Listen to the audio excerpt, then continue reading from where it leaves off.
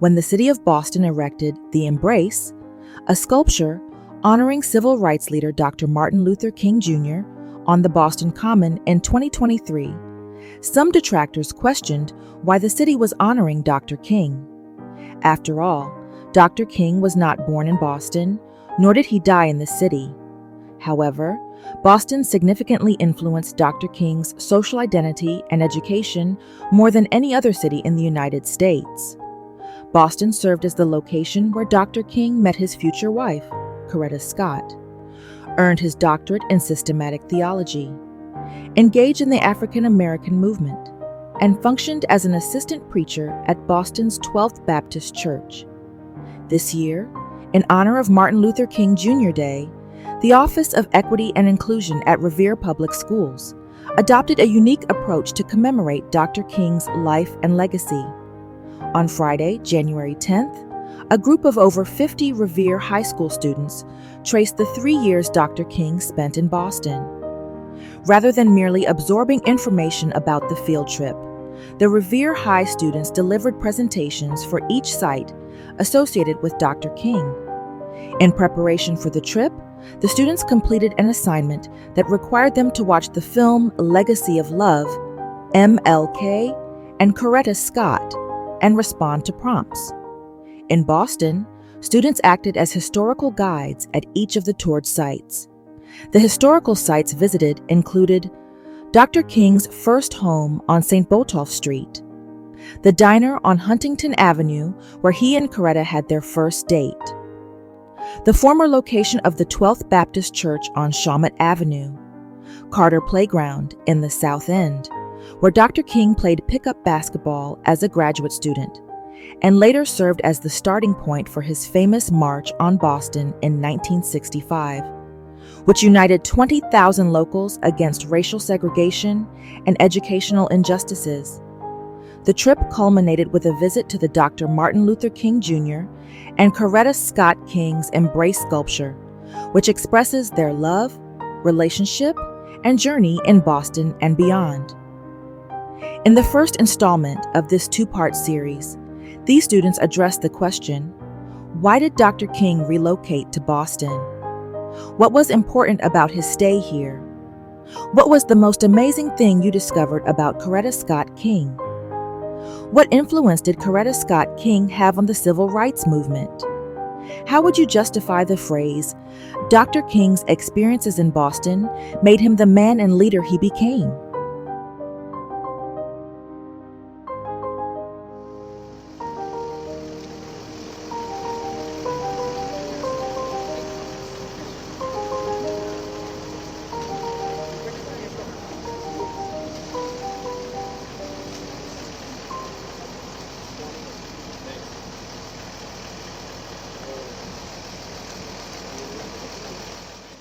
While attending Boston University, Martin Luther King lived at two different locations. His freshman year, he stayed at 170 Saint Botolph Street at his first residency. And during his remaining years in college, he lived at 397 Massachusetts Avenue, where he met his wife, Coretta Scott. He received his PhD degree on June 5th, 1955, and both these locations are private residences.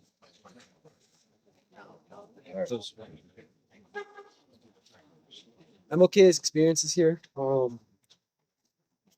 Dr. King also noted in his letters that he frequented with William E. Carter's playground in South End to play pickup basketball. The recreational area has since undergone a $26 million renovation after MLK Jr. and Coretta Scott's marriage in 1953. They moved into 170 Saint Botolph Street residency as their first house when moving to Boston. MLK's apartment also served as a meeting place for the Dialectal Society, a club dedicated to discussing matters of philosophy and theology, and composed largely of African American male graduate students. MLK's residence was located in a neighborhood that largely consisted of a Black community. In this community, they love to play jazz, run restaurants, and overall, we're just a vibrant group of people. And here at this location, MLK met his future wife, Coretta Scott, through mutual connections since they both attended universities in Boston. And today, this apartment is preserved by the owners and is still lived into, but it is not a landmark and it is occupied by the renters. And yeah, it's just being occupied right now. Martin Luther King's first residency had made a big impact on his life. Though many people may not know about it, this site is still standing today and here for people to admire where the great Dr. King lived. King had lived here in hopes to study and acquire his PhD at Boston University. During his time, though short, King had learned about the people of Boston by playing pickup basketball and meeting new people through college parties and local restaurants. It was at this address where he learned through his wife, Coretta Scott, about the social injustices of African women in the early 1950s. His apartment was often used as a meeting place to talk about philosophy and theology and was composed by largely of African male graduates.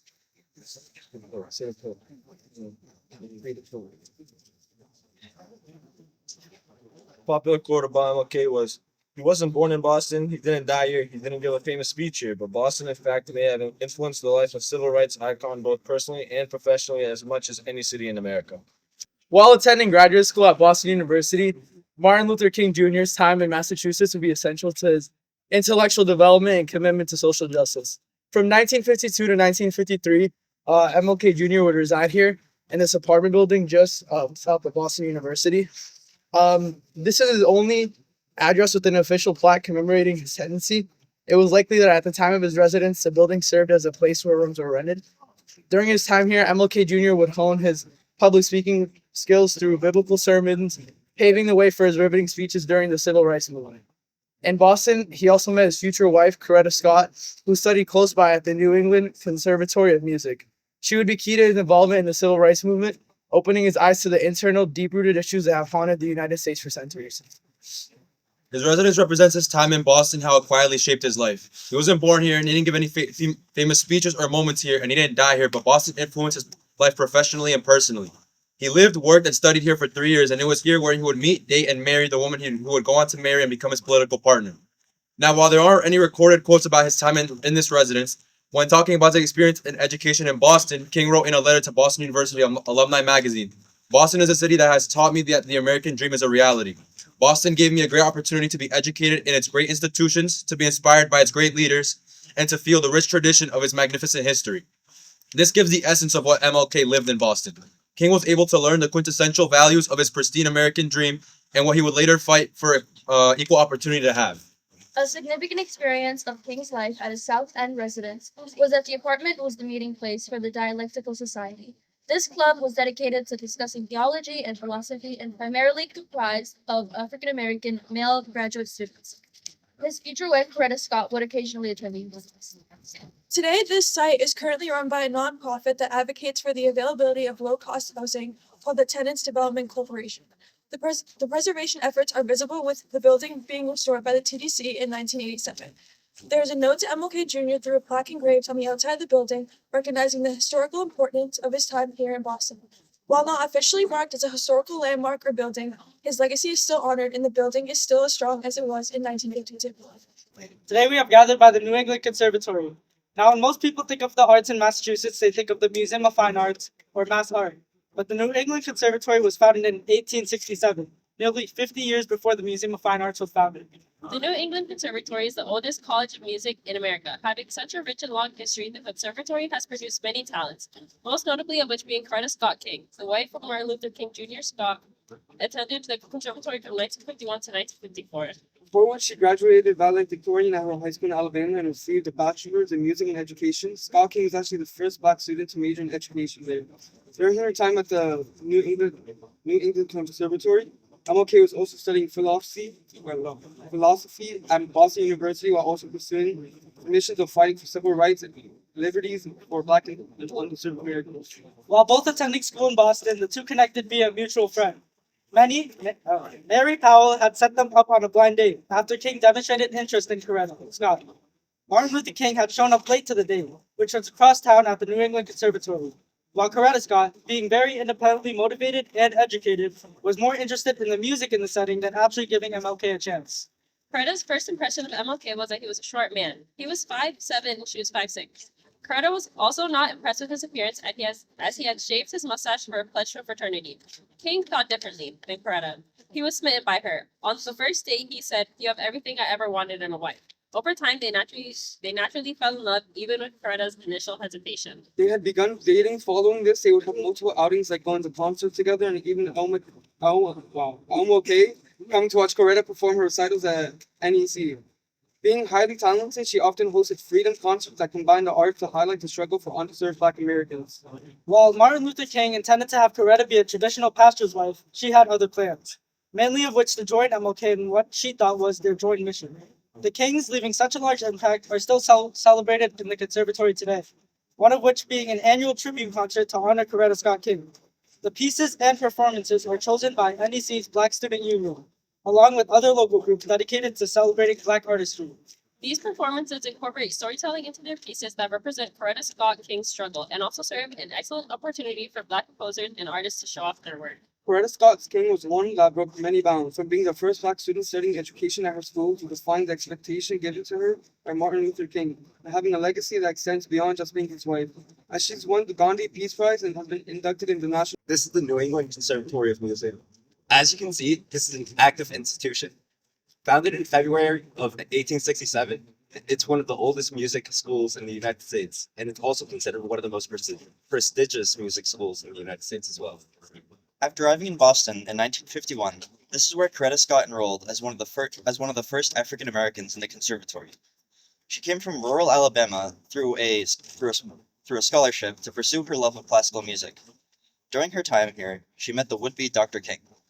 King had come to Boston in 1951 from Atlanta, Georgia, and he attended Boston University, and he was getting his doctorate in theology.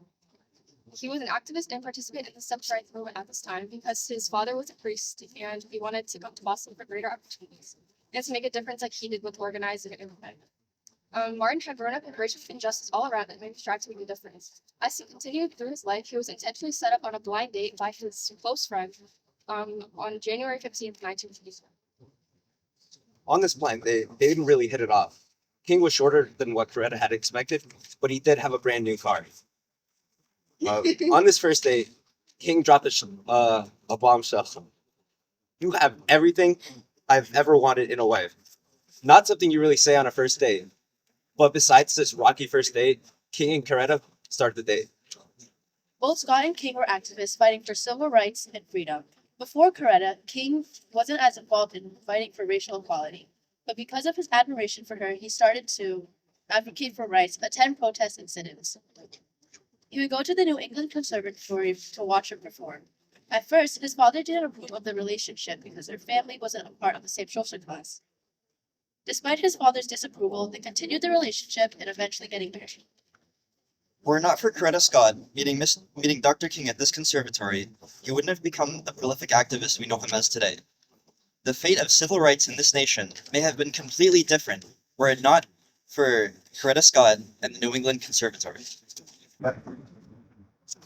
This is where 187 Massachusetts Avenue once stood. It is the location where Dr. King and his then-to-be wife Coretta Scott King went on their first date. It used to be a restaurant called Sheriff's Cafeteria. There have been no attempts of preservation or making it into a historical landmark, as you can see by it just being buildings and a bank. It used to be owned by a man named Nathan Sheriff, who turned his establishment into a local restaurant chain by the time Dr. King and Coretta Scott King had gone on their date, which was sometime in January in 1952. The restaurant chain was eventually sold around 1960s, and is evident by the restaurant not being here 70 years later.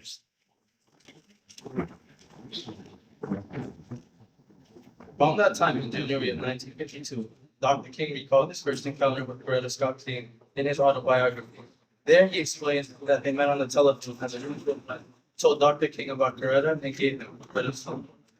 After that encounter, they began to communicate with each other a little bit more by talking a while, and that's when Dr. King asked Coretta that he would like to meet her and talk to her some. Dr. King suggested that Coretta and him could have lunch tomorrow or something like that. Coretta agreed to see him, and Dr. King was prepared to take her.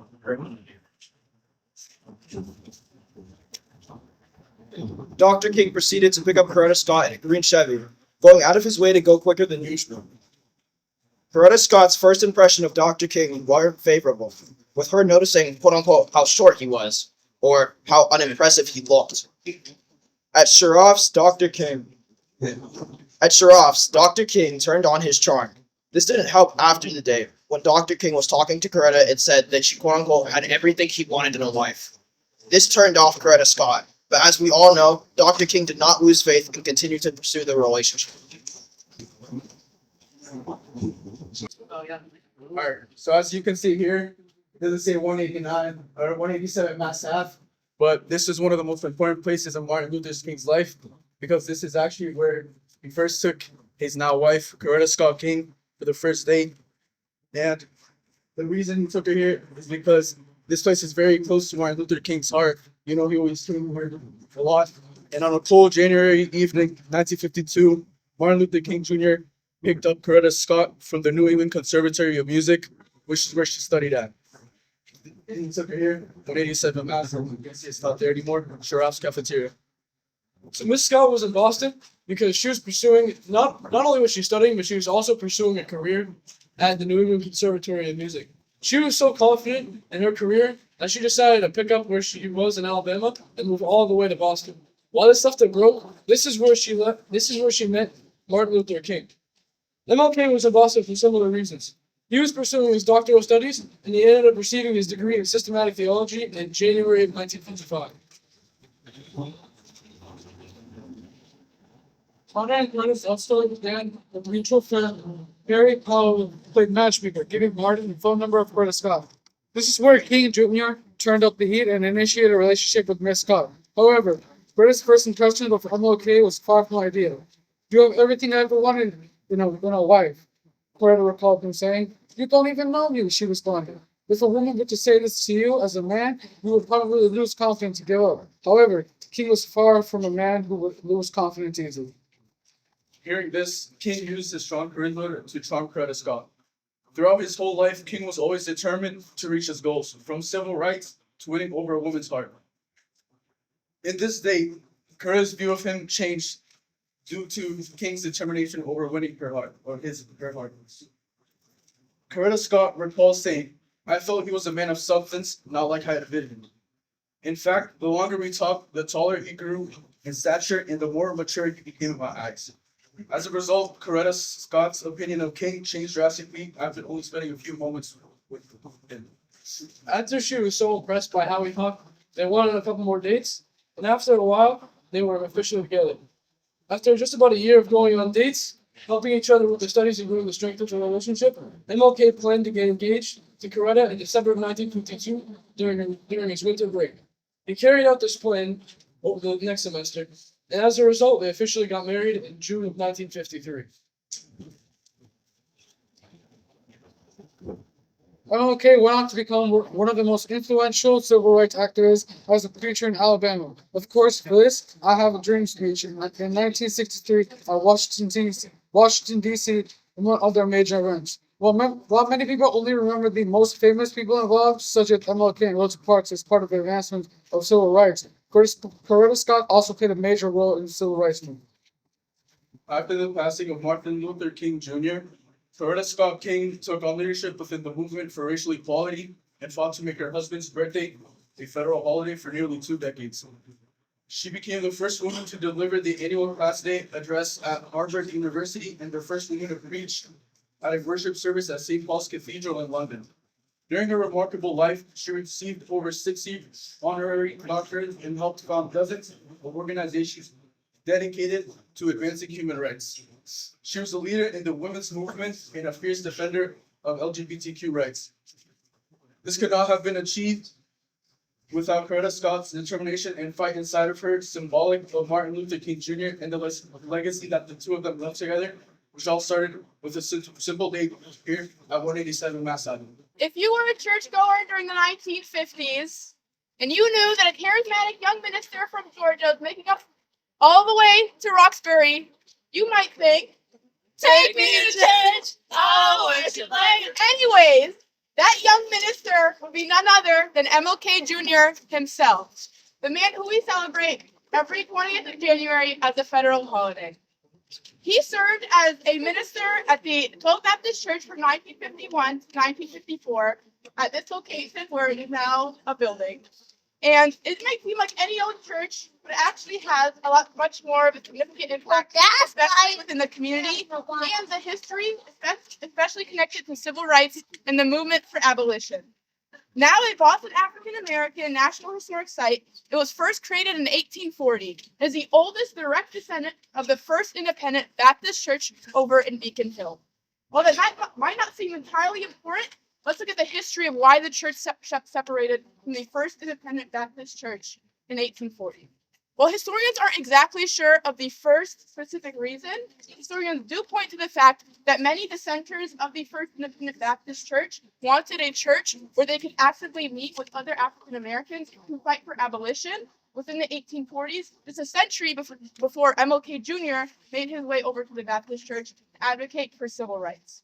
Churches throughout the nation served as a safe place for African Americans and Black Americans throughout history, a safe place for justice, community, and healing. And they continue to organize. Now, why did MLK exactly make his way to this old church? King's father, back in Atlanta, had been longtime friends with a priest right here in this church, William H. Hester. King Sr. had told Martin Luther King that he should get in contact with the Hesters as it would be beneficial since he'd be able to practice his religion during his residency in Boston while attending Boston University, obtaining his theology degree. As time went on, MLK became extremely close with the Hesters, even to the point where he would take Hester's place on Sundays when he wasn't present to preach. During King's time at the church, he built a sense of community among African Americans, not only in Roxbury, but all across Boston. He fought for those who had been most vulnerable by using his Christian faith as a guide into his advocacy.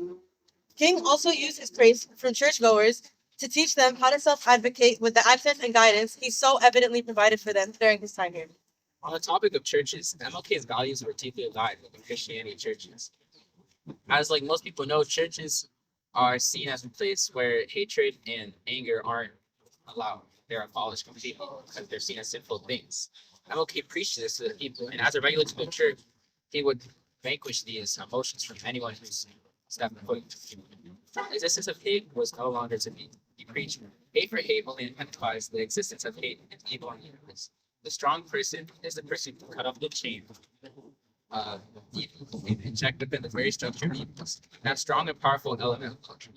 His words expanded not just the eyes of people who went to the church, but also Christianity. He was brought in for the justice in terms of civil rights and segregation, opening the eyes of many church believers. Not only was MLK influential to others, but MLK's connection to the 12th Baptist Church in Boston was a deeply personal and formative chapter in his life. As the Hester was a spiritual guide and significant influence on King's ministry and leadership style, he himself also worked on local organizing.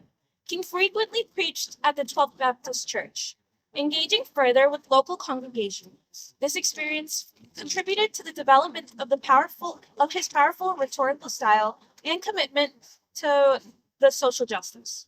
The church provided King with a community where he could share ideas about civil rights and justice, especially in the emerging social justice movement within Roxbury. Unfortunately, we couldn't find any of his sermons or we could find quotes, but he went on to organize marches and give profound speeches. His start at this church was the foundation for his future that would shape the nation. Church and any religious institution is about much more than any old quote or song. Churches offer a safe space for community, organizing, and healing. Now, Twelfth Baptist Church, they feature a small museum featuring memorabilia honoring MLK and his life, including a golden shovel, which is in reference to his poem titled Golden Shovel, as well as a large painting atop a staircase in his books. Now the church is not just committed to Christianity, but also common values that we all share, including purpose, power, praise, and prayer, in the future and beyond. MLK Jr. showed that church is about much more than just Christianity or faith, but about, most importantly, building community. Good morning, everyone. My name is Julia, and I'm here with my classmates Zora, Mercy, and Chris and Leslie. Today we will be telling you a little bit more about the 12th Baptist Church. This church is a landmark, and it is located at the corner of Shawmut Avenue and Madison Street. Right here we have a mural called Roxbury Love Story. This serves as a reminder of MLK's wife and their romance that began here in Boston. This has been an official historic building since August 8, 1905. There have been ongoing preservation efforts to protect both the building and its legacy. MLK is still honored here in sermons throughout the year to commemorate both his impact and the actions that he did. The church is still an active congregation and continues to serve as a place of worship, community outreach, and gathering. King was an assistant minister from 1951 and 1954. Starting in 1965, he served at the church in the University of Region. It was here when he became friends with Dr. Michael Hines, who was a youth pastor, and not only helped Martin Luther King, but became one of his trusted friends. Hines himself became an active member of the civil rights movement. Even after MLK emerged to fame, he'd always try to visit or preach at the church. The church itself has an interesting history. At first, it was known as the Fugitive Slave Church because various members had escaped from slavery. The church served as a continuous place of activism. Over African American women joined to form West Women and Women's Service League. MLK once said, "The philosophy of Christianity is strongly opposed to the underlying philosophy of segregation. Therefore, every Christian is confronted with the basic responsibility of working courageously for a non-segregated society. The task of conquering segregation is an inescapable must confronting in the Christian church. This was taken from the role of the church in facing the nation's chief moral dilemma. In April 25th, 1957, this is the pastor of the World King sermon. One of the sermons given in this very church, titled "The Negro Pastor," which spoke on slavery, the rehabilitation and proclamation, his political views and social views. When MLK would give his sermons, his future wife would always attend the lunch. Willie Broderick II is the current pastor of the church today. Both he and King were children of pastors. Broderick would often go to King Center in Atlanta, in which it contains King's archive and sermons, and he'd analyze his work. He describes King to be a technician due to his form of delivering sermons and allowed the audiences to lead English. In conclusion, the legacy of the 12th Baptist Church remains a beacon of both historical significance and ongoing impact of the community. The church continues to embody the values that Dr. King voted for. As we honor the church's history and Dr. King's enduring contributions, we are reminded that the work we begin here today, inspiring future generations to build on the foundation of equality, justice, and hope. Thank you. MLK first found himself in Boston as a student at BU, where he studied philosophy and performed social gospel, a practice where one would preach about a warless world with fair distribution of health and the brotherhood that transcended race or color. 10 years after his experiences in Boston, he came back leading the Grand March against the corrupt education system of Boston public schools. Much to his surprise, as in his earlier years, he stated that, "Little did I imagine that such a day would be possible." Carter Playground was named after a Black military veteran making a march that looked powerful. Sergeant William Edward Carter served for over 40 years with distinction. So this also led to other marches all throughout the U.S., like Bloody Sunday and Selma and the March on Washington. First, we are here gathered around the playground with all of our brothers and sisters for the AP Lake classroom. The Carter Playground was the first public park named after an African American. This was where King stayed, played games, and met his wife, Coretta Scott. Boston Globe recalled that King used to call Boston his second home. In the fall of 1951, King attended Boston University and also met his wife, Coretta Scott, whom he married in 1953, which delivered a strong bond with King and Boston. After graduating and getting married, King went on to become one of the most important and influential activists of the civil rights movement. As King expanded his civil rights work all over the country, in the mid of 1960s, one of his stops was Boston in late April 1965. King met with the governor of Massachusetts, who at the time was John Volpe, and addressed a joint session of the Massachusetts legislature. He expressed to the legislators how segregation was not only practiced in the South by bringing up issues in the city such as school and family, and de facto segregation, which is when people are segregated into separate areas by fact rather than by law or policy. thus leading to Boston's most powerful nonviolent march that emphasizes the importance of civil rights and racial equality. In April of 1965, Martin Luther King returned to Boston for a 3-day stay in the city to organize Boston's first giant freedom march. King had shown the world that he's a civil rights icon by having an estimated 22,000 marchers gather to listen to his speech. The amount of people there were so remarkable that the Boston Globe described it as a mile of marchers. The procession began in Roxbury, and they marched to the Boston Commons for 2.5 miles. The reason King chose to deliver a speech in Boston was due to the fact that it is a key location in the North. The march was organized to advocate for civil rights and racial equality. During his speech, King spoke about the importances of nonviolent protests and the needs of activism to achieve justice and equality.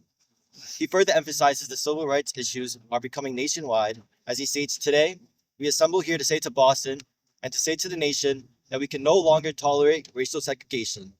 The history of activism in Boston, as well as it being a home to many supporters of the civil rights movement, made it a fantastic target to broaden King's goal of racial justice in America.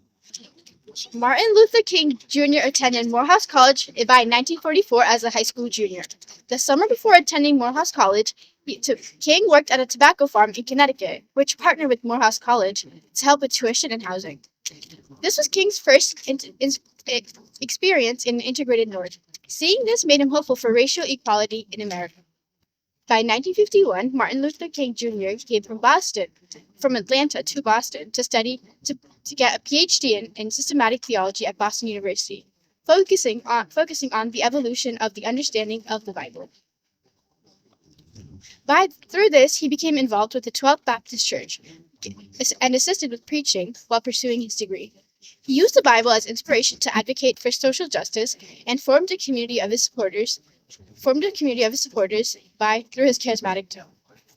Following his philosophy, Martin Luther King Jr. returned in April of 1965, where he gave around a 25-minute speech here on the front steps of the Patrick T. Campbell School, it was named at the time. In his speech, he addressed racial disparities in education and housing, just like Melia Cass, another activist for education at the time. Following his speech, Martin Luther King Jr. led a march from Roxbury to Boston Common with around 20,000 protesters from Roxbury to Boston Common in order to advocate for his speech. In the march, his protesters sang freedom songs and chanted, adhering to his view on peaceful protesting. On that cool, drizzly day, Martin Luther King Jr. said, "This is not a battle of white people against black people. It is a struggle between the forces of justice and injustice." According to the Boston Globe on April 15, 1965, it reported that a predominantly black school is seen more harmful than an Irish or Italian or Jewish school, and that integration is not the answer. This highlighted Martin Luther King's motivation in focusing on educational disparities and over racial inequality during this rally, because black students tend to feel more insecure about their academic capabilities because of the implementation of segregated schools. Additionally, Martin Luther King Jr. addressed or spoke out against landlords during this march. He believed that Black and Latino Americans were denied of quality housing. He believed that Americans should have the right to own any home and not just in segregated neighborhoods. However, the Boston Globe reported a section on the newspaper allowing landlords the opportunity to speak about their perspective. This signified how the advocacy for racial injustice continued on throughout Martin Luther King Jr.'s lifetime and beyond. Overall, throughout this march, Martin Luther King Jr. gained support for the Southern Christian Leadership Conference, where he served as its first president. Patrick T. Campbell School was named the Martin Luther King School on April 11, 1968, to honor the activist who had been assassinated exactly 1 week prior. Although this building is not considered a historical site, the school continues to function and serve the students in Dorchester, upholding the mission of encouraging perseverance, responsibility, integrity, discovery, and empathy, all values embodied by Martin Luther King. Welcome to the campus school here in Roxbury. LMK held a press conference for the march from Roxbury to Boston Common. April 22, 1965 was the day the press conference was held. Mind you, this was after the march up in Alabama. At the steps of the school, MLK spoke about segregation. It wasn't just the South that needed the power of MLK. He talked about how the North also needed racial justice. The problem was that Boston forced many issues of school segregation, not only of this type, but also housing and inequalities. Countless were suffering, and MLK lived in a poor house, living alone. While trying to get his doctorate, he faced a lot of school segregation and unfairness at jobs. Those unfairness were getting some people were paying higher wages and others were being treated unfairly. As for houses, they're being like they were worn down. They weren't exactly what you want to live in specifically. And they're not exactly a place that you can live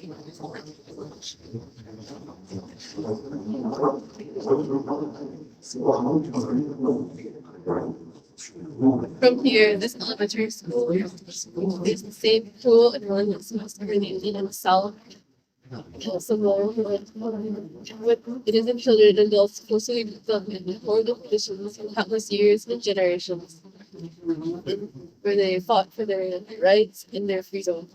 20,000 people here gathered here in March on April 23rd, 1965. Instead of leading them closer to freedom and stay.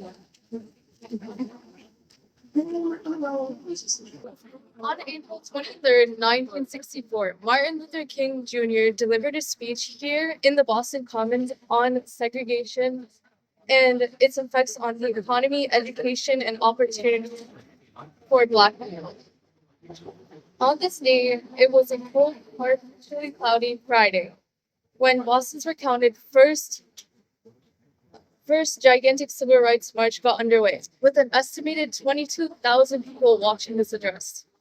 Martin Luther King Jr. made plenty of thought-provoking remarks towards the injustice that had been being overlooked by the nation, specifically the freedom that was lost for the individuals due to the mess that racial segregation brought forth. This event had great significance for the years to come, as he brought faith through his speech where he questioned and defied racial segregation. Whether it be a place like Selma, Alabama in the 1900s, or to Boston, Massachusetts, where he hoped that would become a place of testing the ideals of freedom. There was a man named Ed Story who wrote an article giving his first-hand account of hearing MLK's speech from the March on Boston. There was a march before the CLC press conference. The goal of the CLC was to redeem the soul of America through nonviolent resistance, according to a Stanford article. The crowd was chanting a song with the lyrics, "We shall overcome, we shall overcome, we shall overcome someday. Deep in my heart, I do believe we shall overcome someday." This was to show their solidarity in wanting to end segregation, and that they weren't going to give up until they got what they deserved. Martin Luther King Jr. gave his speech at the Boston Commons after his march from Roxbury that was for segregation. He specifically spoke about the denial of opportunities and crippling poverty that sections of the community had to face. These issues mainly pointed to the problems that arose, such as the segregation posed in schools and the community. King would talk to the senator about these issues, which would lead to the desegregation in Massachusetts. So as you can see, this place is normal Boston Commons, where people come here to protest against poverty, housing, and the treatment fairly against Black American. This beautiful city we have today is the gift that King had given to us in order to remind us about equality and peace that can be achieved by determination against discrimination. Martin Luther King is more than a leader, more than a president, more than a government that tries to have the truth from their own citizens. He is a symbol of justice and resilience. never giving up, and keeping silent about segregation. His actions for civil rights and marches against segregation not only fostered unity within the U.S., but also provided the solution for all the violence and conflict that plagued nations and tormented previous generations. Despite this, despite the presence of discrimination causing negative impacts on our society, if we continue the spirit that Martin Luther King spread to us, one day his sacrifices for all of us will not be in vain. And once again, we shall overcome. We shall overcome someday. Deep in my heart, I do believe we shall overcome someday. Hi, my name is Susie Nicholas. I'm a senior at RHS, and this is a poem called Martin Luther King Jr. by Gwendolyn Brooks. A man went forth with the gifts. He was a prose man. He was a tragic grace. He was a warm music. He tried to heal the vivid volcanoes. His ashes are reading the world. His dream still wishes to anoint the barricades of faith and control. His word still burns the center of the sun, above the thousands and the 100,000s. The word was justice. It was spoken. So it shall be spoken, so it shall be done. Good afternoon.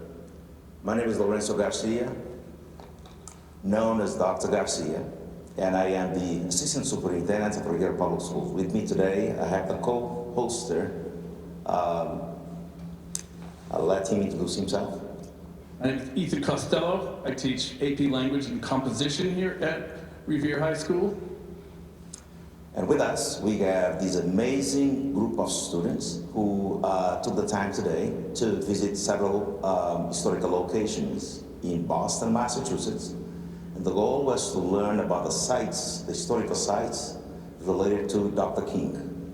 As we know, Dr. King is a prominent leader of the civil rights movement in our country, and he fought very hard for the rights that we have today. So every year, on January 20th, we celebrate his life and legacy.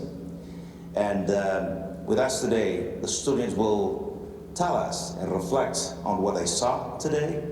They will present the insights into the visit, and we'll give you a chance also to pose some questions, if there's any questions that you may have.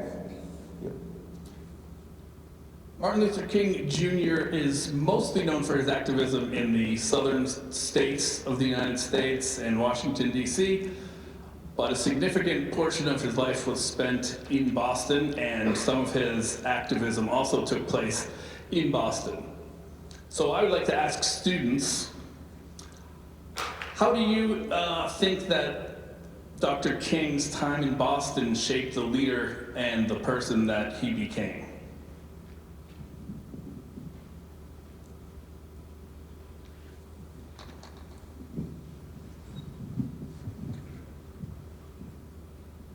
Hello? Okay. I definitely think that Martin Luther King's time in Boston was shaped by not only his education at Boston University, but also him meeting his wife, Coretta Scott King. As Coretta Scott King was not Martin Luther King's ideal wife at the time, because she had different ideas as to what she wanted to be as a wife, not only just being a companion to Martin Luther King, but also her own activist in not only the civil rights movement, but also fighting for women's rights as well.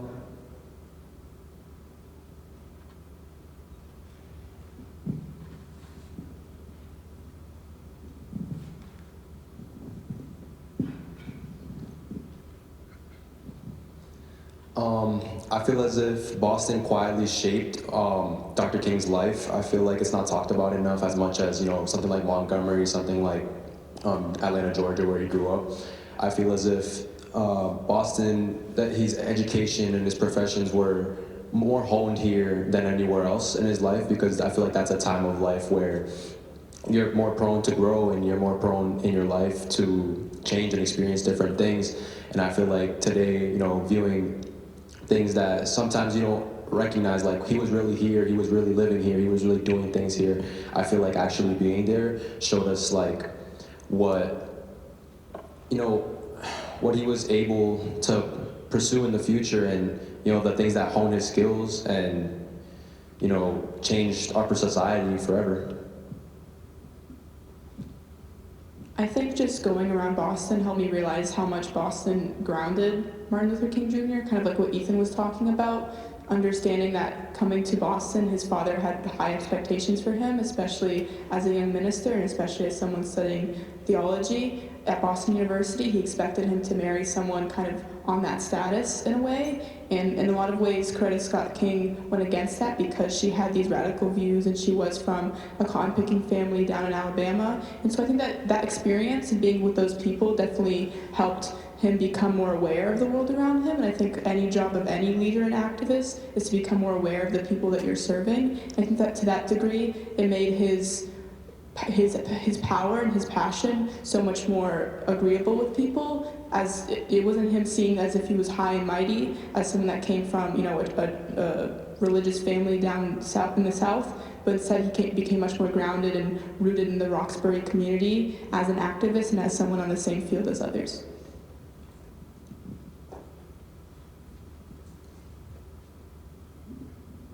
You can add to the view shared by your colleague. So I think that the lady, far right, far left, actually, I would like to add a few things. I think Boston is the area for it would make sense that he would impact him and make him the leader he is, because we have a history of fighting back since the revolution. He mentions this in his speech when he was marching at Boston Commons. He was referring to leaders like Lloyd and Garrison, and I feel like he really understood the history of Boston. And since Boston was also integrated at that time, it wasn't the South, it was easier to connect with other people in the Black community and talk about problems that was going on.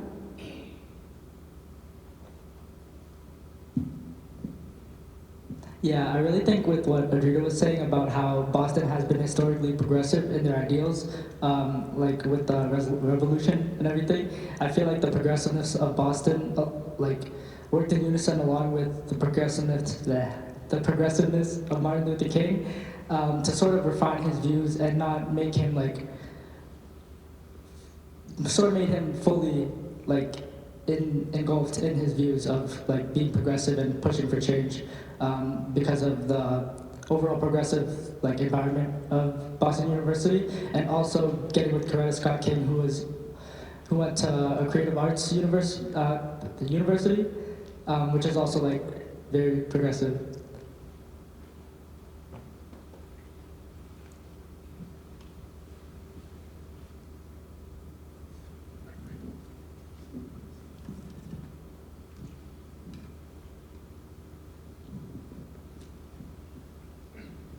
From what we can tell, Boston really seems to be the place where Martin Luther King kind of got his ideals. It's where he learned a lot of what he preached as an adult, from studying in Boston and from meeting his wife. And I think that was something that was very relevant to all of us, because we all grew up in Boston and we all learned who we are today in Boston. And I think that just added a whole other layer of importance to us seeing these sites. Thank you. Thanks for sharing those perspectives with us. I have a specific question for you. We all went to different sites in Boston today. So some of the buildings, places where he gave the speech. There's a lot of things the monument that you saw. So the question I have for you is, what emotions did you experience while visiting the historical sites related to Dr. King? When you saw all that, we went to many places. It might have triggered some emotions. So I'd like to hear that.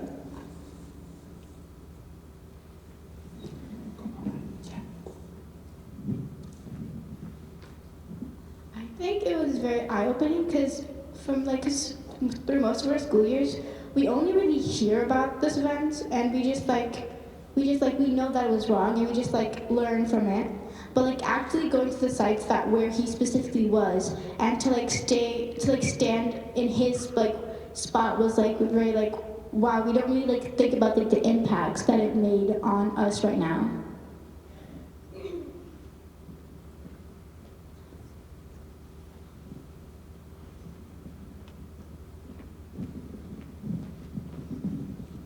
I think like after seeing the sights, I felt a sense of admiration as somebody was able to gather so much support and respect from almost everybody in America, even though he had a lot of criticism, especially when he stepped out of his area when he was talking about like Vietnam and other government acts. But the fact that even with all this criticism and all these other people trying to bring him down, he still had enough supporters to make all these monuments of him and still keep them like looking really nice and clean to this day. So I think, it gave me a sense of admiration for the things he did.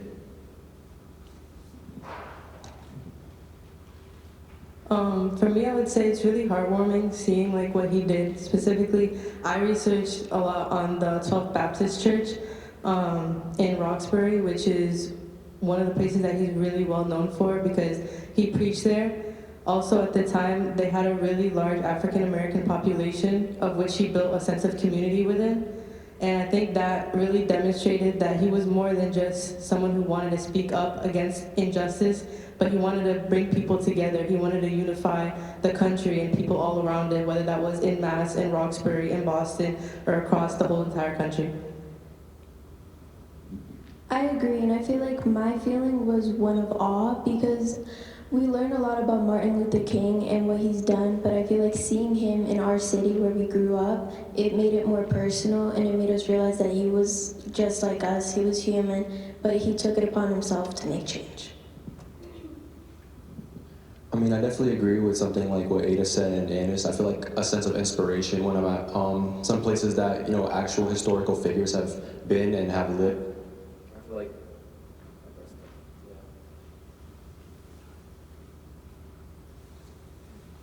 and sometimes I just feel as if we forget that these people were actually in these places and we forget the sense of history that Boston has actually had in the past. I mean, you think back to something like the American Revolution or the Civil War, and it's like Boston was definitely a predominant place in stuff like history that we sometimes forget. We forget the rich culture our history has, and like a letter that Dr. King sent over to the Boston University Alumni magazine, he talked about the rich tradition, culture, and history that Boston has, and I feel like sometimes as people, we're very fortunate to grow up in such a historical and famous city that has such a rich history, and we just forget it sometimes.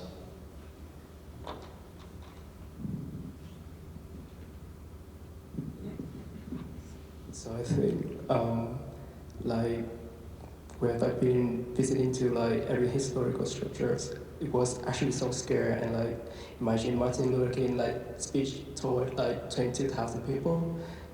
I think it's not a good experience for him, but also like he still want to share his hope to like every single person like during his speech and like his belief. So I think it was actually not a good experiment, but also like share the hopes. It was a revolution for like every single person for the United States and US citizens, and like he just want to change everything and like for a better future. For me, it was very interesting. For example, like when we went to where he lived, I thought it was very like awesome being there and realizing that he was once here. So that was my experience. I had a sense of hopefulness because I realized how many small places can create such a big impact, especially on a whole nation. So seeing so many places far away and places you wouldn't think of, similar places can have a large impact in today's world with current issues with any one of us here. So I've realized that Martin Luther King wasn't born for this, but he developed into the man because of the places he went to and the events he experienced. Although it is so beautiful to have places like that dedicated to people like MLK, I felt a little sad seeing these sites dedicated to King because I wonder how often I walk past places like that with so much history embedded into them, and I don't think twice about it. And so it's so important and vital to have classes come together like this and really embrace the history of Boston and figures like King. And yeah, I'm really happy that I went on this trip and was able to recognize places like that. Yeah, touching base more on what Valerie said, I think that how embedded these monuments are in the architecture of our city also can sort of symbolize how embedded Martin Luther King was in the city of Boston, right? He went to Boston to eat, he lived in Boston, he attended school in Boston, and he met his wife in Boston. So I think that it shows how much of an impact that Martin Luther King made on Boston, right, through all the monuments and being so embedded in our city, along with how Boston has affected King.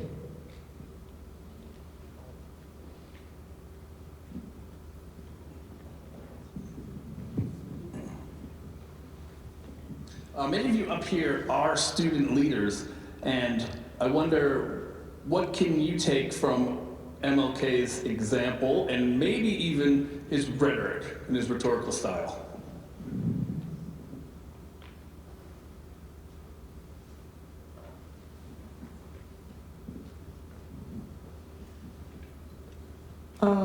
I'd say that one of the major things that stood out to me with King's rhetoric style was the way that he appealed to his audience. I think he had a very good grasp of who he was speaking to, and he was able to get them all on the same page, regardless of where they all started or regardless of how educated the people were that he was trying to speak for or speak to.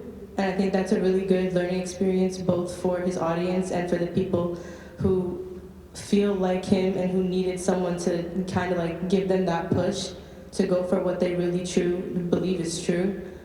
And I think he did a really good job in kind of just reeling in his audience with whatever point he had to be made.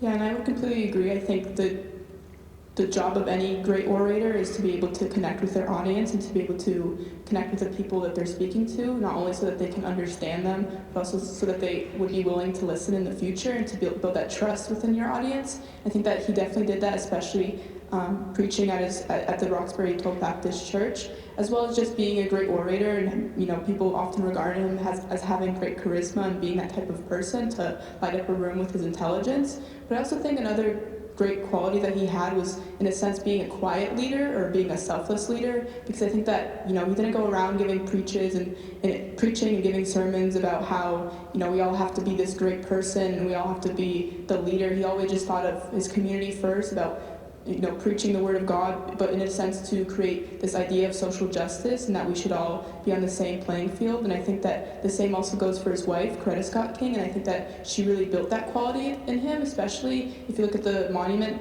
in the Boston Commons. It's quite literally signifying and symbolizing how Coretta Scott King in a lot of ways upheld Martin Luther King Jr.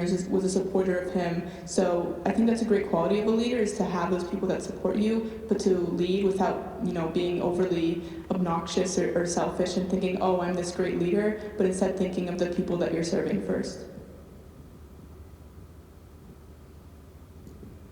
I also think that Dr. King had a very good beginning with being able to have his father as a pastor, his father teaching him how to grow up with being able to public speak, and he had a very good way of appealing to his audience with biblical allusions a lot of the time because of his sermons in churches. That biblical allusion really appealed to his audience, and like Urta said earlier, he had a very good grasp of who he was talking to a lot of the time, because most of the time he was speaking to other African American people who were going through the same struggles as him, and they were struggling a lot in the 1940s and 50s, and he definitely knew who he was talking to with them, with all of them having similar issues in the time.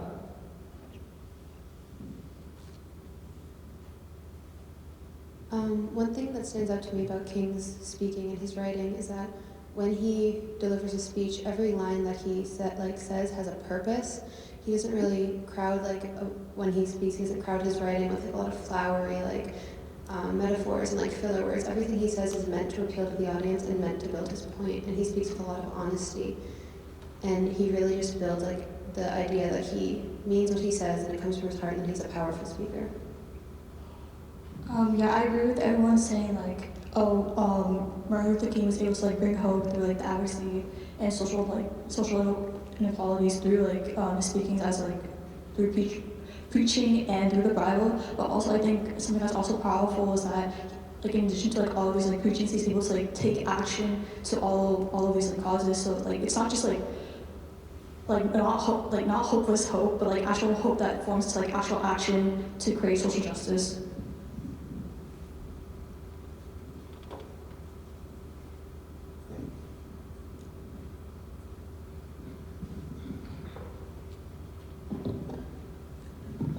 One of the things that I always admired about Dr. King is the fact that he believed in youth. He believed in young people just like you. And I was wondering if you could share with me a little bit about what you're planning to do moving forward. So obviously, you've been taught by Mr. Costello. You've seen some of the things in Boston today. You have read through the literature. You delve into some of the teaching and philosophy of Dr. King, and you saw the work that this great leader has done, not just in the US, but his work has inspired the entire world. As you know, Dr. King based his philosophy on Gandhi's philosophy of reaching peace and change through non-violence means. I wonder what you are getting from today's experience and also from the classes you've been taking, the knowledge and that you have been acquiring from history and from the great teachings that your teachers sitting near me. I can judge by your responses that you are unbelievable kids. What are you going to do moving forward as future leaders of this country? Anyway.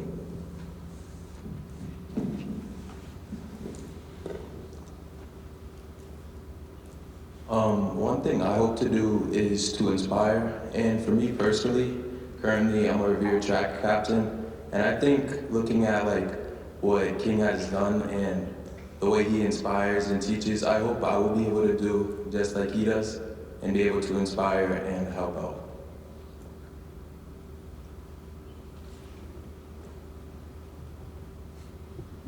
I think what makes a really good leader and what I've learned throughout my education is sometimes the best thing to do is not.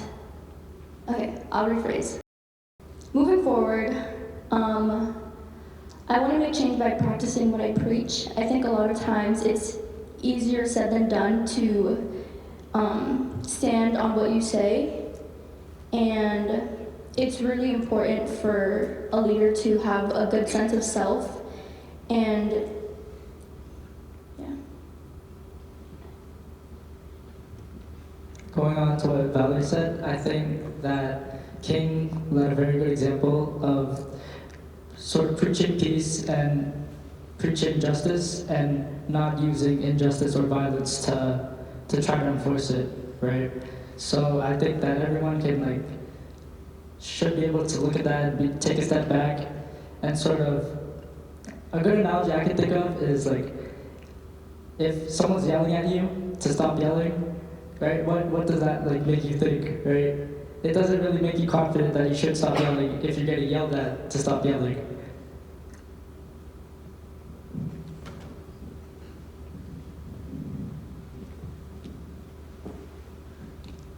For me, I advocate at the state level for against youth tobacco use, and I think from both what I learned in class about knowing your audience, knowing how to appeal to your audience, whether that is through ethics or logic, and building your credibility within. I think not only from that, but Martin Luther King Jr. has been an excellent example of a person who did that in his day-to-day life, whether that was in a small setting or a much larger setting. And I think that instills in me that I can have the ability to do that as well, and it motivates me to want to do better and for more when I do go to statewide events or events where I'm talking to senators or governors or whoever's in the room, and understanding that talking to them is different than talking to a room full of youth, and getting your point across looks different in every setting you're in depending on who you're speaking to. And the way that he presented that to me just, I guess it made me understand it much better. Something I've taken away is that Martin Luther King didn't only advocate for himself, because once he started getting recognition for his actions, he didn't stop there. He continued to try and help the public. And I think that what I want to take away from that is that if I find my voice, and which I feel like I've been able to do through schooling, because I think that a lot that's been embedded into the curriculum is public speaking. And I think that that's helped me a lot because I tend to be more shy, and it's helped me come out of my shell, and I think from there I want to use my voice to advocate for others and make change.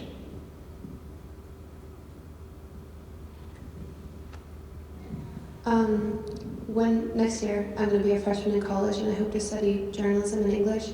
And when I listen to King speak and when I read what he's written, I am really inspired to take after his work and to be a person who speaks words of truth, who appeals to their audience, and who really is able to get a powerful message across and make a change through that message. I think a trait that I really taken away from King's just arsenal of traits was his confidence. I think when Coretta described him on their first date, she saw him as a not very impressive man. She described him as short when he was really just 5'7", but she did mention that after every single sentence in work, he would just get taller and taller, and that's just because of his confidence, because he really believed in what he was speaking. And that kind of resonates with me because I've seen so many things or opportunities that I've missed out on just simply because I wasn't confident enough to go for it. So I think that definitely will push me further to whatever I want to do. I think another great thing, along with what you're all saying, that Martin Luther King Jr. practiced was understanding. And I think you can see that over the course of his advocacy in his lifetime especially. At first we see him as someone that is a minister, a preacher, and then moves into social justice by seeing the experiences of other people just like him around him. But I also think that there's also a level of understanding that goes even deeper, where he even challenged his own beliefs throughout his lifetime. At first, especially at the March on Washington in his I Have a Dream speech, he advocated a lot for nonviolence, as you said, and I do agree that nonviolence is definitely a great approach. But you can also see in his later speeches, specific in regards to the war in Vietnam, that he kind of pointed out the hypocrisy, for example, by the United States government, that you're going to perpetrate this type of war while also upholding this idea that they have to be nonviolent while the U.S. can be violent. And so I think that type of understanding the nuances of society and understanding the different ways that your own thoughts can even change is really a model of maturity and a model of something that a leader should do, rather than simply standing up for what they personally believe in. They should also see how the people around them are acting and how they are specifically experiencing the surroundings that they live in. And I think that especially moving forward, I want to study a lot of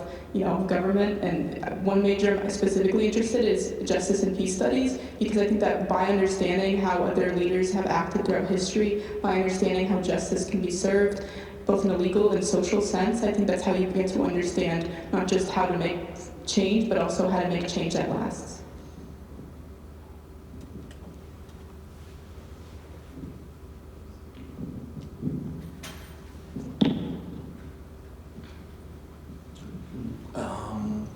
So one of the things that we looked at as we were leading up to this trip was we looked at new journalism and the idea that you put your personal experience, you take your personal experience with you when you interpret events of historical or political importance, and you kind of look at the whole situation and you maybe take different angles on the situation rather than just reporting facts directly. I'm curious if anyone had any thoughts about our trip today in a big picture way. I was struck at one point, we had a wonderful military escort that was incredibly helpful, and they were really great. But I was struck at a point by the fact that we had a military escort to sites of a known pacifist and Vietnam War objector that had turned a bunch of the country against him in his aggressive stance against war. So I wonder if any big picture thoughts about the context and specifics of our trip today.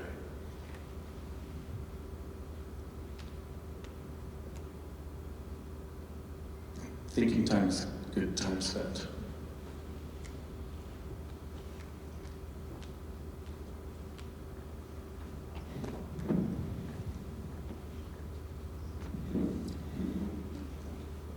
I think that when I think of the context of why we, went today, especially through the understanding of new journalism, I think we all took something within us on our trip today. I know for myself, I was expecting to, see plaques everywhere and see these types of honorings that we give to MLK Jr. as we gave him a whole federal holiday on January 20th, and I was expecting to see little plaques everywhere we went. And to some degree, we did see that. But to some degree we also didn't. We saw, old places that he had visited with Coretta Scott King that were just turned into other stores, and we saw these, buildings that he lived in and inhabited and spent most of his formative years in Boston in, not really having a plaque, just also being buildings. And I thought that kind of intrigued me because we can say that, we hold someone extremely important and we give him a federal holiday, but it's interesting to see also in the same vein that we honor some people in certain ways in regards to civil rights and his fight for that, but maybe not so much in the other stance, as you said, Mr. Costello, in regards to the Vietnam War and those types of more considered revolutionary stances. So I think that we do a lot to honor MLK Jr., but I also wonder, just thinking of the context, how we could go even further. We learned a lot about Coretta Scott King, and she didn't really have the same attention as MLK Jr. had, as well as, just other big formative activists throughout history, like Audre Lorde, Angela Davis, these really big civil rights leaders that were considered more revolutionary. And I just wonder how those people would have fared if they got the attention like MLK Jr. Yeah, going more building off of what you said, when you look at the memorials of King, he's remembered as an activist. And when you look at the memorials of Coretta, she is remembered as a wife, which I think is somewhat of an injustice on her part because she was just as much of an activist as he was.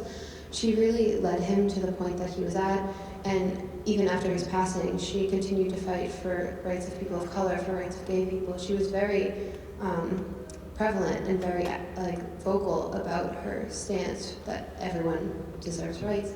And I do think it is unfortunate that when she is remembered for being married to Martin Luther King and not so much for being a voice of her own.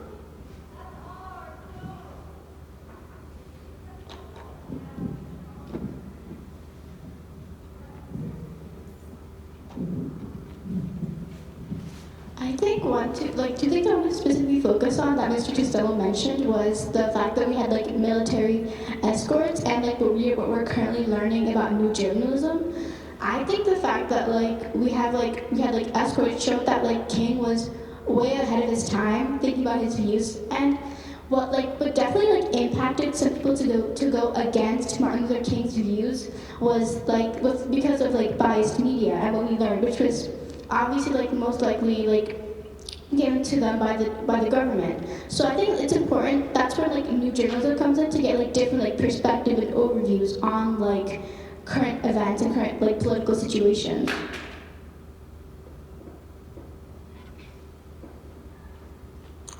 So I have a question regarding your role in the community in Revere. Obviously, many of you, all of you, have gone to the Revere Public Schools. You live in the community, and obviously our community is very diverse. We have families from a variety of latitudes around the world. We have families experiencing some difficulties in terms of accessing housing, accessing healthcare, and certainly there's our country now, we have a climate of divisiveness in our country. So as future leaders of this nation, and knowing what Dr. King has done, and how far we have come, what else can we do to continue to heal and to reach a climate of reconciliation in our country? Obviously, we're not talking about a country that we had about in the 1960s, or a country that we had in the 1930s, or a country that we had centuries ago. We're talking about a country that's quite different. So tell me or share with us a little bit about what you're planning to do as leaders in the community. Obviously, very soon, you're going to be living in Revere.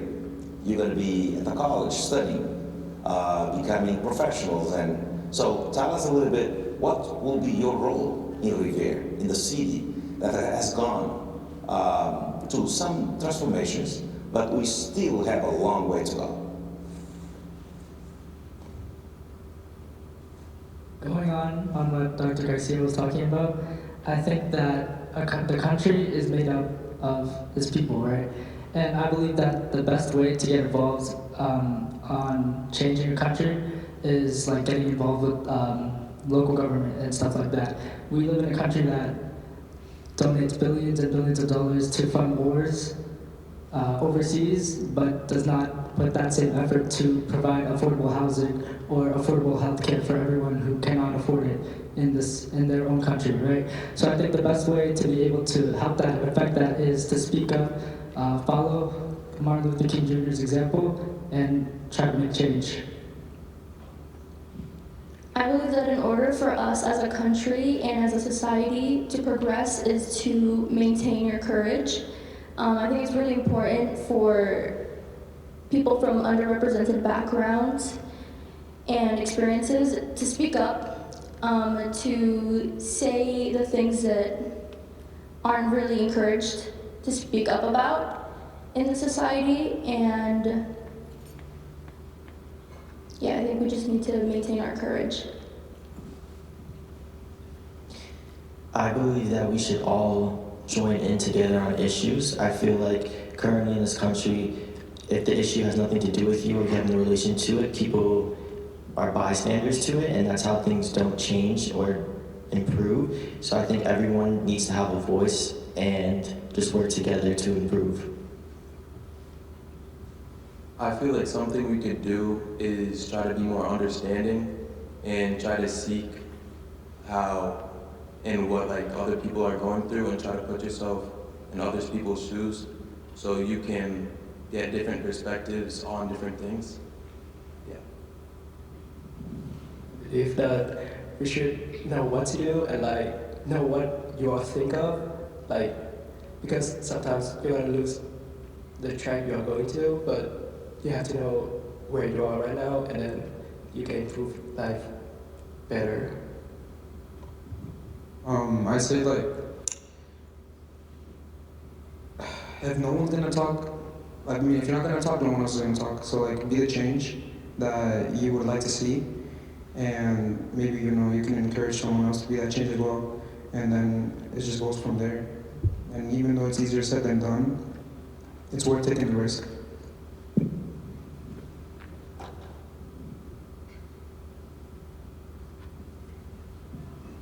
Adding on to what Gio said earlier, I think if you don't talk out loud of the issue that has nothing to do with you, and something that's incorrect, I feel like you're just as much at fault as someone who's actually committing the action. I feel like in order to make a change, you have to take a stance connected, and supposedly America has one of the most united visions of any other country in the world, and I feel like sometimes we're just very divided on some issues, and we're a very divided country internally, even though we want to present this image of us being united in the literal title of the country. So I just feel like sometimes we need to stay connected and all just go at issues that are incorrect in the right way and go about them in ways that can help everyone in issues that we've had deep-rooted since the beginning of our country.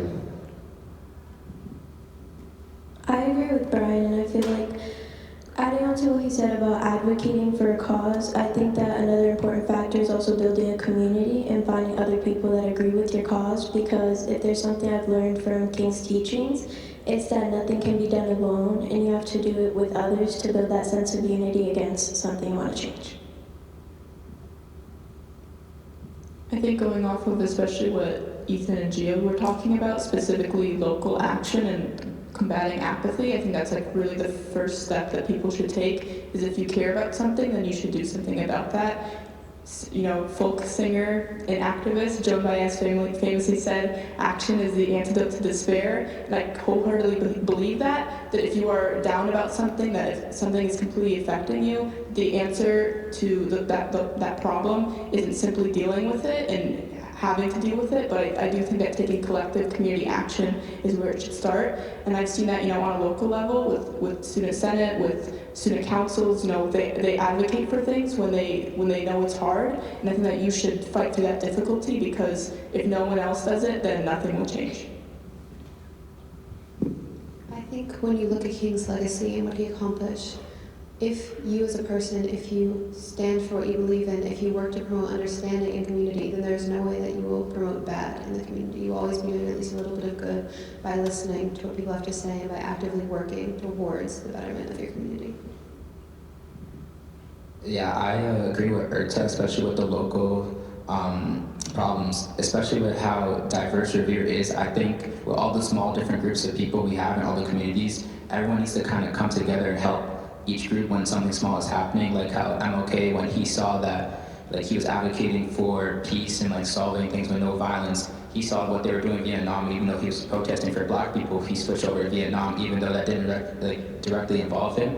So I think people in Revere and just in Boston in general need to do the same thing with different communities when they see someone or see a group of people getting having an issue just because of their certain race, and they think they would do something if it was their certain community. Then you just need to get involved. Yeah, I agree. I think we need to, as a community, if we have a problem, we should come together and advocate for it, especially for those who don't have a voice. We should use our privilege of using our voice for those who can't have the privilege because of language barriers or documentary status, stuff like that. I think it's important for a community to come together in order for bigger problems to be seen, because otherwise no one's gonna solve it.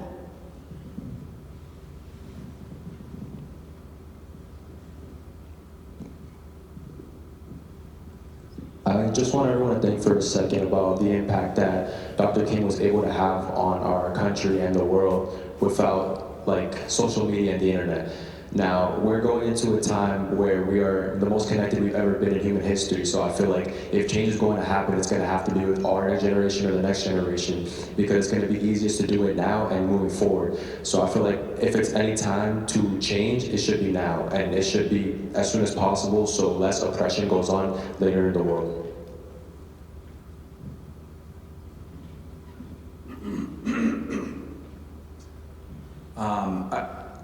Okay, I have a question.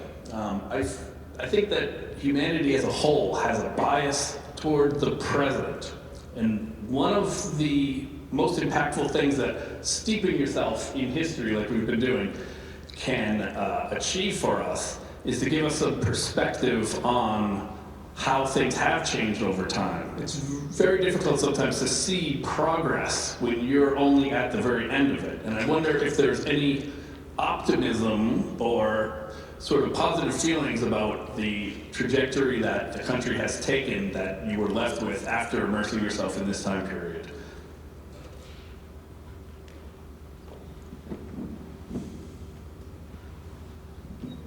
After immersing myself in this time period, I recognize how important and how riveting it was to dedicate January 20th to MLK.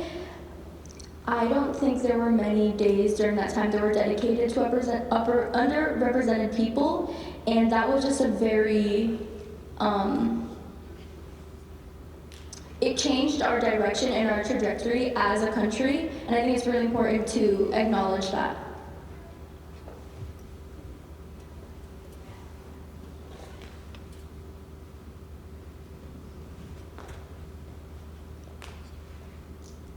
I feel like something that's very important is to stay educated, and if schools won't educate or give you provide you the information that you need in order to stay intact with whatever's going on, then the first step is to go out there, to stay get out of your comfort zone, because I don't know, I just feel like that's crucial to stay educated, even if no one else will teach it to you.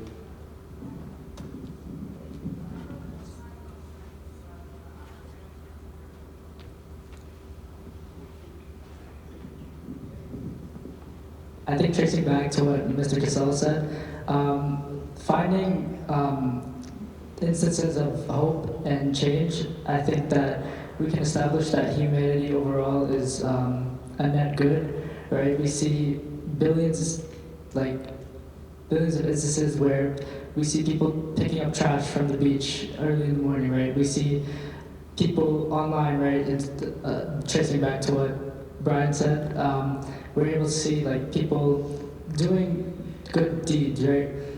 And I think just seeing that, focusing on what's good over what's bad, I think that'll help us keep a sense of optimism and like hope towards the future.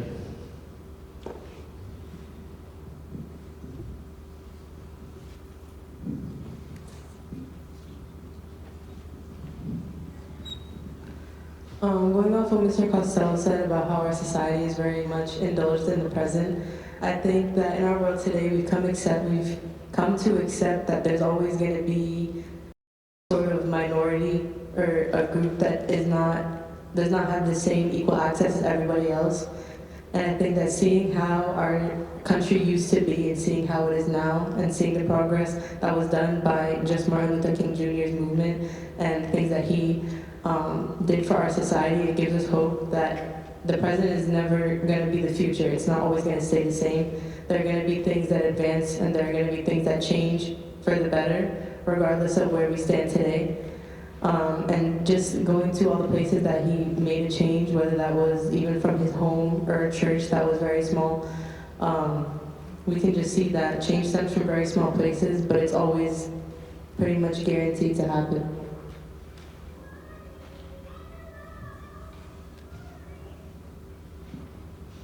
We are coming to an end of this wonderful debate, conversation actually. It's amazing what each one of you were able to express during this post-site visit conversation. So a question that I have for you, and I heard the word optimism coming from that angle. I think it was you who said it, optimism. Dr. King spoke quite eloquently about his dream of bringing people together. It was actually expressed in his famous speech that he called "I Have a Dream." So I'd like to hear one hope that you have moving forward after today's visit and actually after today's experience, and building on all the things, all the insights you provided around this semicircle conversation we're having now. I think one thing I'm optimistic about is that people still, like, most of the places that we went to, like, when you walk past them, they don't really, it seems like unassuming. So I feel like I'm optimistic because people still remember, like, that specific spot, like, oh, that's where Dr. King and Coretta Scott went on their first date. So I feel like if we keep, like, this momentum going of remembering, like, these spots, and, like, even the places are, like, it's unassuming, they have made a big impact, and if we remember that impact, I feel like it could, like, make people, like, realize, like, of, like, MLK's legacy, not just MLK, just, like, any, like, historical figure or events. Yeah, I think one thing that I'm very optimistic about is that people will continue bringing their own experiences and affecting other people and their society in that way. I think that the basis of like human nature is that we're able to think and have different experiences from each other, right? And I think that if everyone can bring those experiences together, that's the best way to make a better world. Somewhat relating to what Ethan said, I'm hopeful that we will continue, like we as students will continue to have these conversations about topics like this.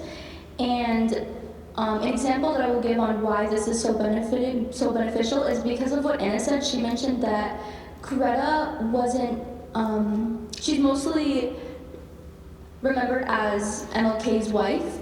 And I never really thought about that because she has done so much for our society and for our progression as a country, but that's not really acknowledged as much as it is as recognizing her as his wife. And having these conversations really brings stuff like that to light.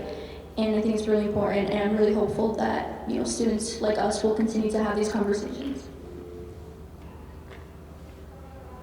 Something I hope is moving forward as a community to just make change for the better. So something that's actually so optimistic is the freedom that we have today and the opportunity that we got, like in our schools, and like every changes that we have is really powerful, I think, and it's so much better than every single like. I think it's quite subjective, but it's so much better than when I was in Vietnam because I have to listen to like every single adult that I have to basically I just have to listen to them and I cannot making changes for my own. But like in US, people also freedom. They have the freedom to speak. They have the freedom to learn. I really love it. One thing I'm hoping for is that what we learned, we just carry it and pass it on to the next generation or to the other person who doesn't know. And I'll take this moment just to say that you all make me hopeful, and it may sound like a cliche coming from a teacher, but it really is a joy teaching you every day, well, the vast majority of days.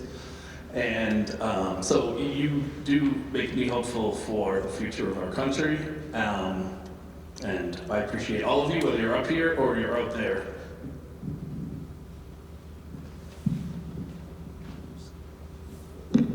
For me, the hope I have, my hope is in you as youth, as future leaders. I want you all to become a catalyst of change.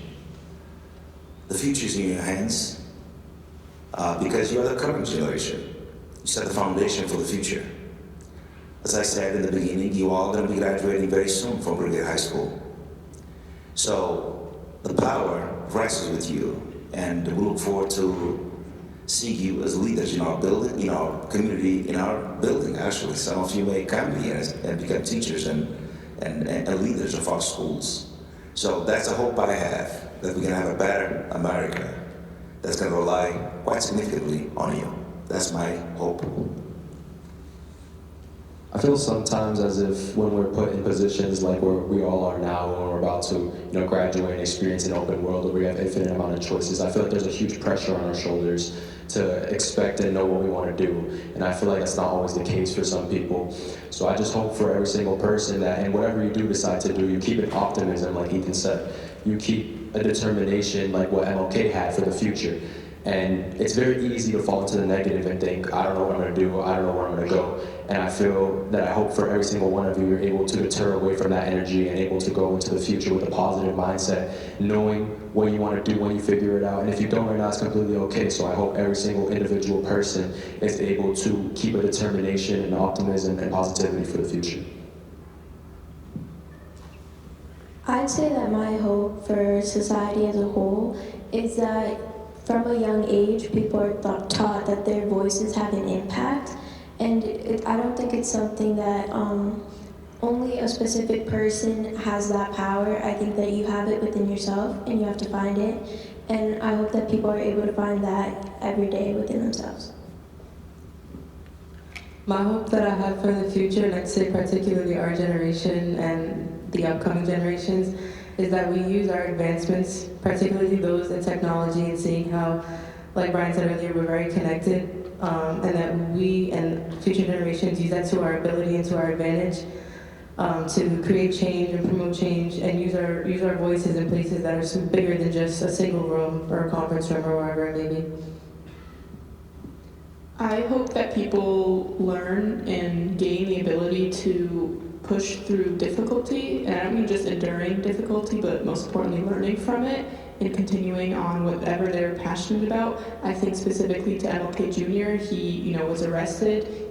He was arrested, that's where a letter from a Birmingham jail came from, and just to understand that someone can go through such difficulty and go through so much resistance and still come out on the end as having a day dedicated to you, as being a leader, and to know that so many people are dedicated towards your cause and that you can actually affect change. I think that just goes to show that through difficulty, not just letting it happen to you, but through understanding and learning from it, that's how you can affect real change, not just for yourself, but for your community. I really hope that people continue to listen, and through that they continue to speak. I think a lot of the time it's taken for granted that we are able to make our own decisions. We're able taken all of the knowledge that we have and taken all the facts, and from that we can come up with our own conclusion and make our own decisions. And I think that when this is taken advantage of, sometimes people tend to sit back, and I really hope that people continue to learn and they continue to grow, and as they learn and grow, they speak out for what they have learned.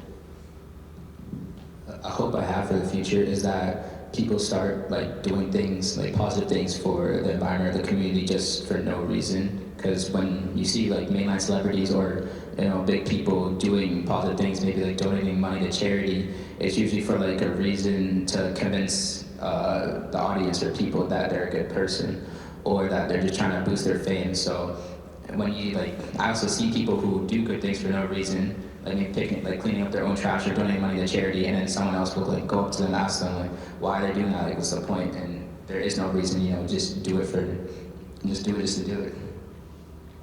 Yeah, I agree. I hope that for my community that we still keep connecting together in order to improve our community, and along with the advancement of technology and engineering and stuff, we use this to our advantage to help humanity and not just for our own selfish reasons. So I'd like to take the moment to thank Mr. Costello for teaching all of you. You guys are amazing teachers. Let's give the class a round of applause.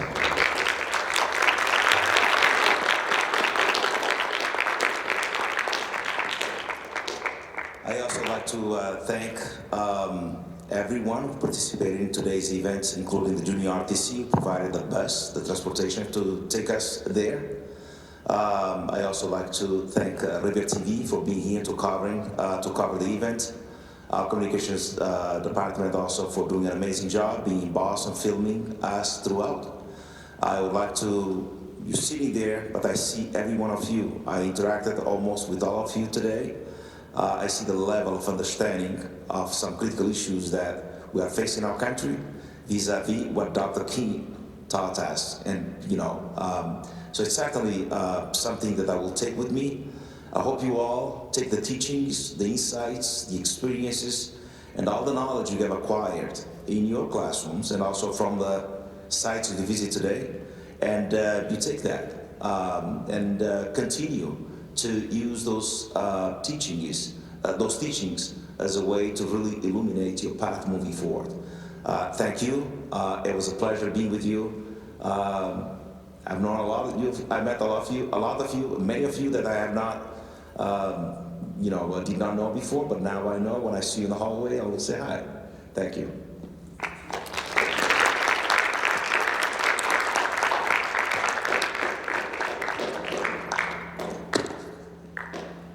And I would like to thank all of my students. You treated today with seriousness and respect, and you brought a lot to it, and I very much appreciate that. And I thank Dr. Garcia for being the brains behind the operation and for all the good work that he does around Revere Public Schools. Thank you.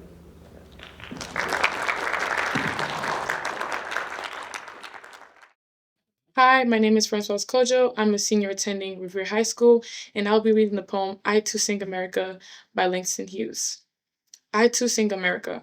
I am the darker brother. They send me to eat in the kitchen, but I laugh, eat well, and grow strong. Tomorrow, I'll be at the table. When company comes, nobody dare say to me, eat in the kitchen. Then, besides, they'll see how beautiful I am and be ashamed. I too am America. Dr. King advocated for human rights and equality for African Americans, marginalized groups, and all individuals who have been the victims of injustice. Therefore, exposure to Dr. King's historical sites strengthens students' identity and character formation as they become the future leaders of our nation and community. It equally provides an opportunity for students to deepen their understanding of the historical background of the civil rights movement and its fight against racial discrimination, which paved the way for the Civil Rights Act of 1964. A landmark civil rights law that ended discrimination based on race, color, religion, sex, and national origin.